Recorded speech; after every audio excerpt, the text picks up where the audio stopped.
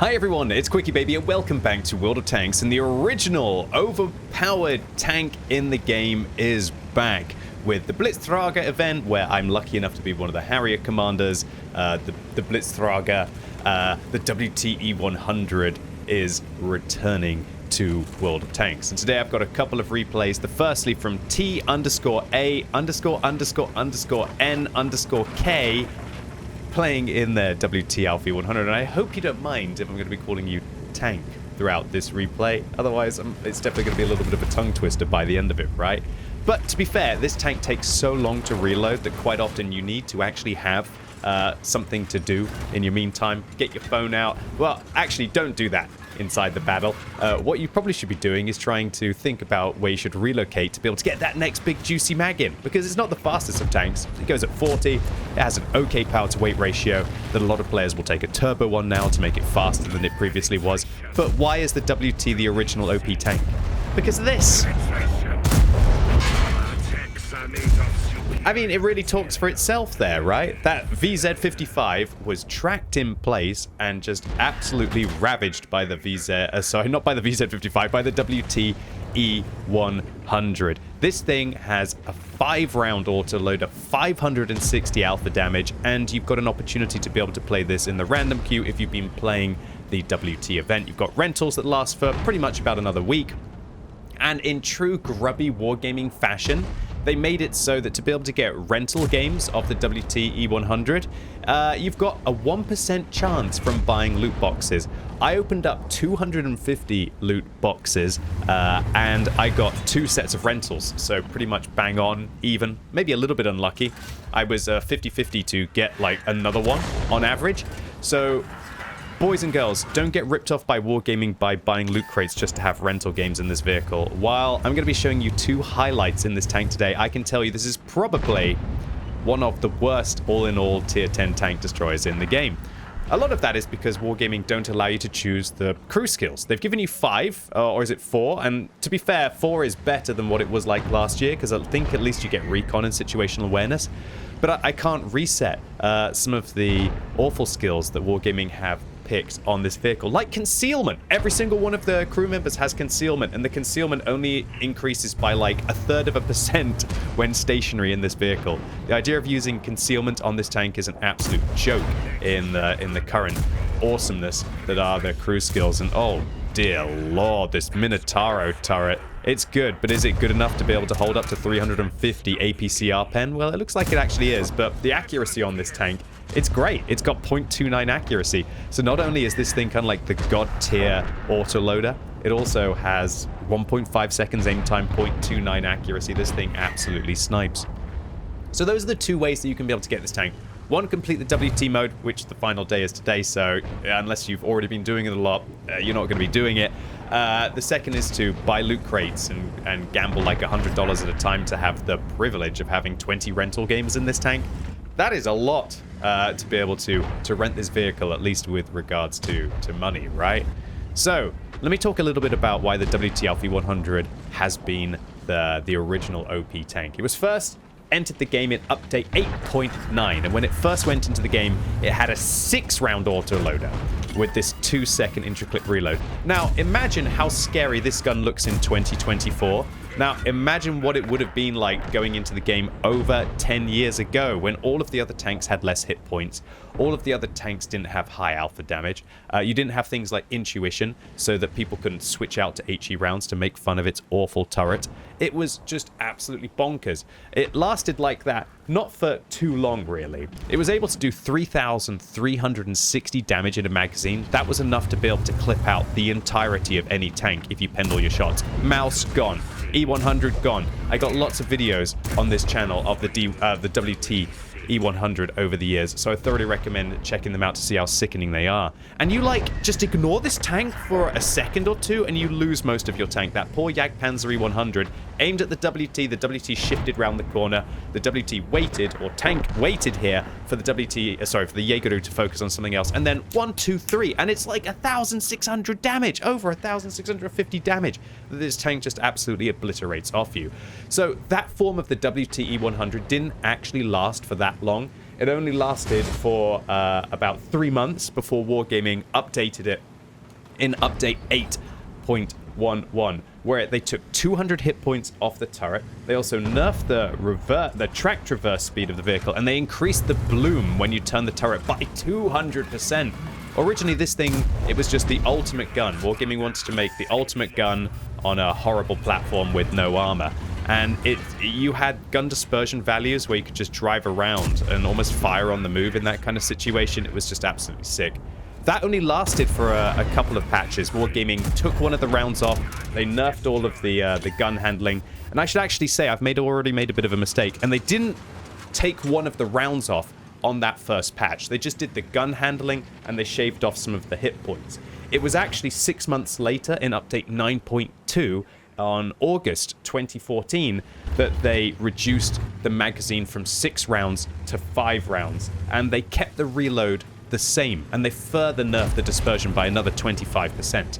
Now, that was huge for the vehicle. Imagine that if they keep the reload the same but just take an entire shell off, that now means the DPM has plummeted. It went from something like, it was near like 2,800 or so, but that's if you're hitting all of your shots, way down to the current amount that it has, which is 2,500, which is not bad. But if you're having to maybe fire like 2 or 3 shells and then reload out of those 5, yeah, that's some pretty tragic damage per minute. But luckily for Tank, they've got enough hit points to just say, I'm sorry, IS-4. I'm sorry, IS-4. I'm really sorry, IS-4. Yeah, I'm sorry, IS-4. That was 2,000 damage and 500 tracking as well. Now meaning that Tank is up to 9,000 damage dealt in the first 7 minutes of this game with 1,000 assistance as well. That's a 10k combo game with 4 kills. And there's still some meat left on the enemy team to be able to deal with. What you saw there, is where the WT Alpha 100 is just broken for the game. The idea that you can be in a tier 10 tank and it just comes around the corner, tanks a shot, and then clips out your entire tank, I think that's just stupid, and that's why the WT was removed and why Wargaming bringing it back but not allowing you to take field mods or crew skills means that it's only a shadow of its former self, both with regards to the nerfs and also a shadow of what it could be if Wargaming to allow people to take crew skills and take 2 sets of equipment on this tank for different maps, for example, and just take the field mods on this vehicle. So, after nerfing the vehicle twice, the tank lasted in the game for another 2 years, but on May 2016 in update 9.15, that's before we even had update 10, which was actually update 1, as Wargaming changed the digits round to make the game HD and make all the maps look absolutely glorious like they do now, although definitely more glorious 6 years ago or so when this patch did come out. And the WT was removed from the game. I believe it was replaced by the Gorilla, which actually went into the game really strong for a while, and then that one got nerfed as well. So, the WTE-100, that's the history of it. You've seen why it's absolutely bonkers and an incredible, unprecedented stopping power tank. And I'm just trying to get my head round whether I think that the vehicle is that outrageous these days in World of Tanks as well. I still need to play a few more games in it myself. I've only got 2 marks of excellence on my WT100. Luckily, I've got about like 60 rental games left or so. So over the next week on my Twitch stream, I'm going to be giving it a go and see if I can manage to get the combines needed to finally 3-mark the WT Alpha 100. And Tank looks like they've had so much fun in this game that they're just going to waste 15,000 credits. Are they going to waste more? Are they going to fire again? Oh, 20,000 credits. Well, might as well fire the whole mag, right? No, the game ends before Tank can waste even more of their World of Tanks economy. But to be fair, when you're having fun in the WT Alpha 100, do you even really care about 20,000 credits? Probably not. At least the whales who have managed to gamble inside the loot crates to be able to get this tank for their rental games, who end up paying about $5 a game per rental on average, yeah, they definitely don't care. So as the WT only comes once a year, I thought that we got to have a double helping of gameplay. So now we're going to be watching the Ver, I guess, with the way it's capitalized instead of Thever. Thever? That's not a word, but the Ver. It looks like they're Ukrainian as well, with the UA in it, representing in their WTE 100. And they have a spicy setup here. Look at that. Coated optics, turbo, durability, and putting in a turbo directive as well to be able to give this thing as much engine as they possibly can. I personally am undecided about whether I want to use the rotation device or the durability on this tank. I feel like the rotation device does just make that gun feel absolutely insane. But its bloom after firing isn't too bad, but it's really the turret traverse and everything. And look at that. You are aiming for quite a while in this tank, and the Ver looks like... Oh, I was going to say they've got good aim here, but actually that second shot was quite poor. We're just warming up, right? The Ver is just warming up. And this is where the WT is really awkward. So you just spent a minute reloading, and now you got 2 shells left. Do you reload? Do you not reload? What is the plan? Do we go for it now? Or do we just hold these 2 shells? And it's incredibly awkward with the WTE-100 in this kind of scenario. And it's what ends up frustrating me so much when I play this tank. I'll be the first to admit that I think I'm really bad at playing patient tank destroyers, where they invest everything into a single shot. I don't mind towards the mid-tiers. I feel like towards the mid-tiers, the play is bad enough that you will just get farm. But at least for me, when I play towards the high tiers, if I sit in a position like this, which the WT-100 is kind of designed to do so, I think I get a little bit stir-crazy. But also, I end up getting frustrated, just waiting and watching for the game to end. And quite often, my team is going to let me down and not actually win one of those flanks. And if they don't win one of those flanks, then the enemy team will snowball the battle. And that's it. And that's what drives me mad about a vehicle like this, and drives me mad about a vehicle like the FV4005, is that it's that constant waiting, and it's that waiting for that ambush. So I guess you have to have real good battle sense as to where the next engagement is going to go down. And also then just pray that your opponents don't realize that you're going to be there to punish them, right? I guess the FV4005 is still more capable than this vehicle for providing that ambush shot with the amount of gun depression that it has. But look at this. I mean, I would literally be just rocking backwards and forwards, just going, please, please, please, please, please, please, please, don't drive forwards. Don't drive forwards. Just stay there. Just stay there for me. Just stay there for me, please. Yes, yes, yes, yes, yes. And then, whoa, you miss? Whoa, no way. Oh, my goodness. And then is he going to shoot the T-175 to finish him off, or are they going to invest the 560 Alpha in other shells? I don't know. It's tough to say about whether you should pick up the frag in that situation.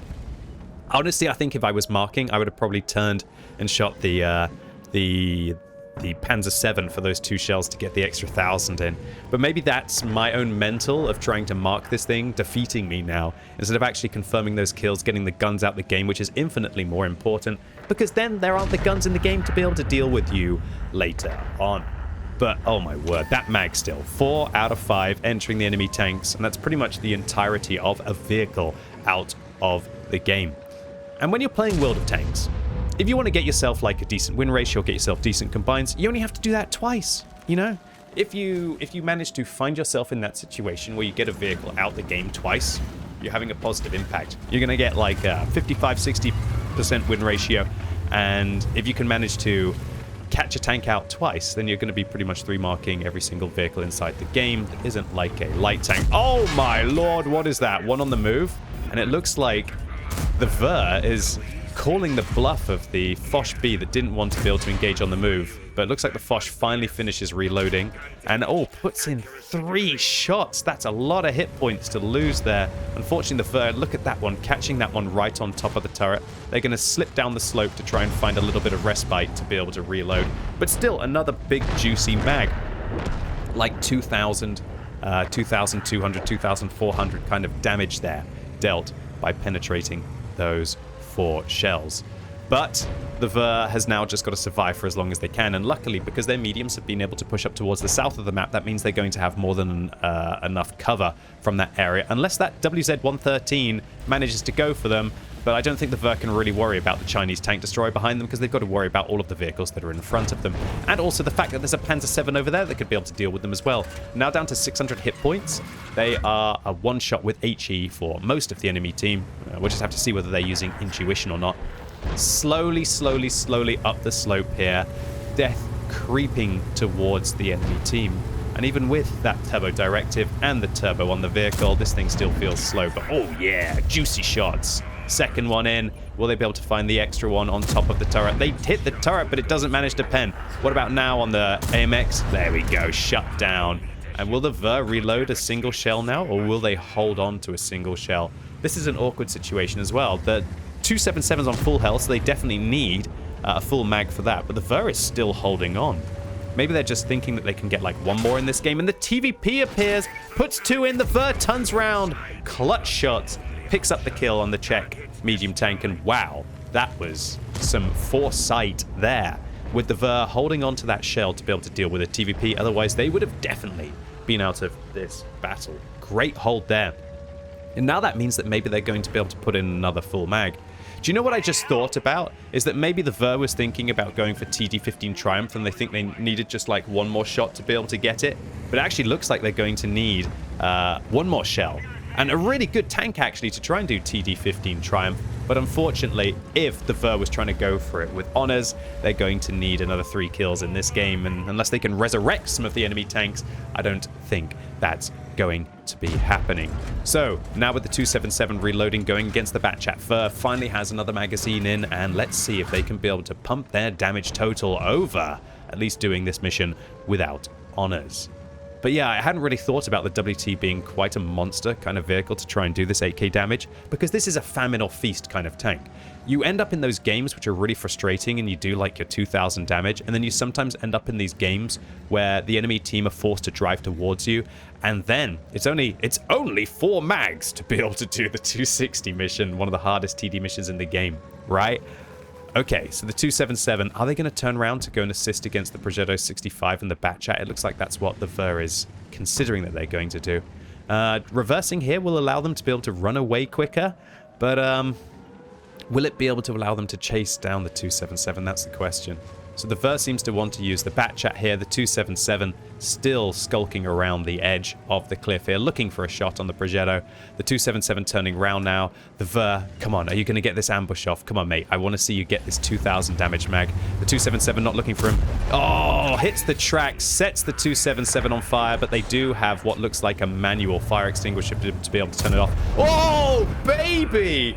That is what I want to see. The Ver just decided that they wanted to go for that extra damage at the end of the game and hope the 277 misses. And it looks like that fire might have damaged that 277's ammo rack just a little bit. So pop goes the Weasel, and the Ver gets some premium WTE100 luck at the end of this battle. Oh, ladies and gents, boys and girls, that must have been a real feels-good moment as the Ver manages to put themselves over 9,000 damage in this battle of World of Tanks.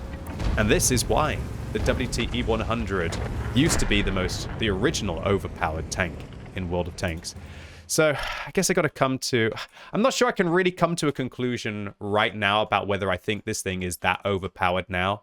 My gut instinct at the moment is that while it's unhealthy for the game, I wouldn't say that it's a crazy OP in the current feel and the current meta of World of Tanks. But hold off, I'll hold off on my final opinion as I've got a lot of rental games that I'm going to be playing over the next week, and I'm sure there's going to be a huge amount of salt with me trying to 3-mark this vehicle. Probably live later on today, or as this video is released on twitch.tv/QuickyBaby. So if you want to see my struggles with the original OP tank, do come along. And a massive thank you to Tank and the Ver for giving me a little bit of inspiration. Thank you so much to both of you for uploading your replays onto the What Replays website. And also, if any of you have an incredible WT game, I'm talking about at least 10,000 damage over the next week or so, then do upload it onto What Replays or let me know in Twitch, as I'd love to see if these tanks are capable of even more extreme things. Anyway, that was it for today, ladies and gents. Hopefully you enjoyed it. If you did, give it a thumbs up. If you hated it, give it a thumbs down. And sound off in the comments about what you think about the WTE100. Do you remember it 10 years ago? Have you played a few rental games in it now? Does it give you that same feeling? Or is the game very different in 2024? And as always, thank you so much for watching. You've been epic, and hopefully I'll see you soon.